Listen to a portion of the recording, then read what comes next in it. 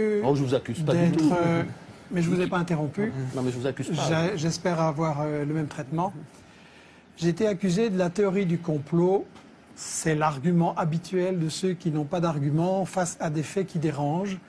Et donc, je pense qu'il faut se poser la question, la France, amie du Mali. Moi, je dis que dans toute guerre, on nous cache l'histoire et on nous cache les intérêts. Et je voudrais pouvoir expliquer les deux qui me semblent vraiment fondamentaux et totalement occultés dans la version officielle des médias. L'histoire occultée, c'est quand il y a eu un président élu au Mali qui s'appelait Modibo Keïta, qui voulait l'indépendance de son pays, le développement et mettre fin à la pauvreté. Qu'est-ce que la France a fait? Elle a soutenu un coup d'État sanglant de Moussa Traoré. Modibo Keïta a crevé en prison et Moussa Traoré, ça a été une dictature épouvantable pendant 23 ans. Ensuite, il y a eu d'autres marionnettes à la place. Et est-ce que vous appelez ça une théorie du complot? J'aimerais que vous alliez le dire aux Maliens.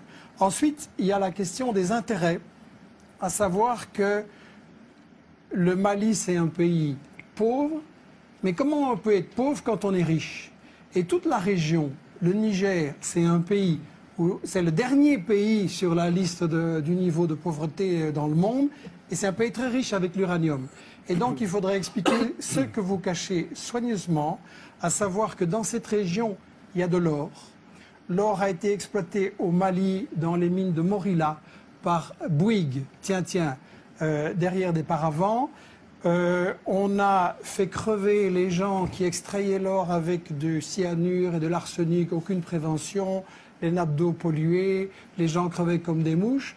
Et donc, ça c'est Bouygues, ça c'est l'or. De quelle époque parlez-vous, Michel Collomb? Tout récent, c'est encore il y a 5-6 années. La mine a été fermée récemment et on recommence le même coup de l'autre côté.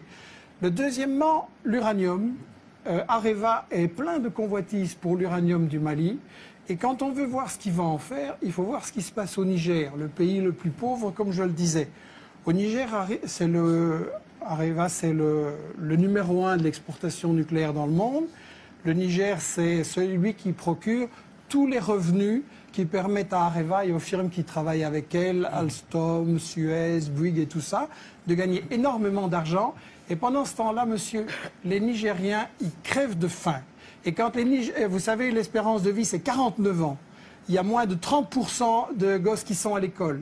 Et quand les Nigériens ont dit à Areva, on voudrait quand même un peu d'argent pour nos écoles, ou bien par exemple, il aurait suffi, c'était un projet de la Banque mondiale, de 10 millions pour irriguer le Niger, et le Niger aurait eu, tous les gens auraient eu à manger, Areva a dit, c'est pas notre problème et les Nigériens peuvent continuer à crever de faim.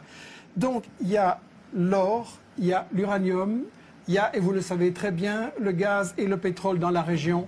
Et c'est le responsable Afrique Nord de Total qui vient de dire récemment qu'avec la Mauritanie, avec le gaz, qu'il y a tout ça, c'est le nouvel Eldorado. Et donc on est en train d'essayer, et on a tout à fait raison de parler de néocolonialisme, et le fait que la France y était là avant ou pas, ça n'a aucune importance. Le colonialisme, ça consiste à piller les richesses, et c'est ce qui se passe dans l'ensemble de l'Afrique.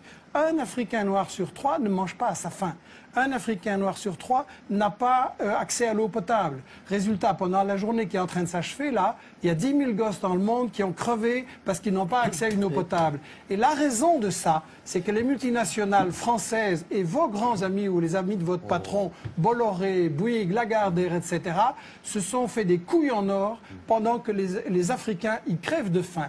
Et ça, allez leur dire que c'est une théorie du complot quand eux, ils voient la misère pendant qu'ici, vos amis, c'est les Ferrari, les Porsche et les châteaux. Vous pensez pas une théorie du complot. Que quand les mafieux, les fondamentalistes, les terroristes qui sont au nord auront pris le pouvoir, les Maliens vont manger à leur faim, les Nigériens vont manger à leur faim, que ça va aller bien, que ça va aller mieux? Vous pensez qu'il y a un rapport? Alors maintenant, si vous voulez me dire... Excusez-moi, si je vais vous répondre à votre question. Je vais vous répondre à votre question. Qui a lancé les fondamentalistes en Afghanistan, sinon les États-Unis? Qui travaille avec le Qatar et l'Arabie Saoudite pour répandre les trucs les plus fanatiques en Libye, en Syrie et même un peu ailleurs aussi. Ça, vous le savez très bien. Donc, une fois les islamistes sont vos amis et une fois sont vos ennemis. Il faudrait choisir. Je voudrais donner la parole à Naoufel Brahmi. Si vous voulez dire qu'il faut renégocier les contrats d'exploitation en Afrique pour toutes les grandes sociétés, je suis d'accord.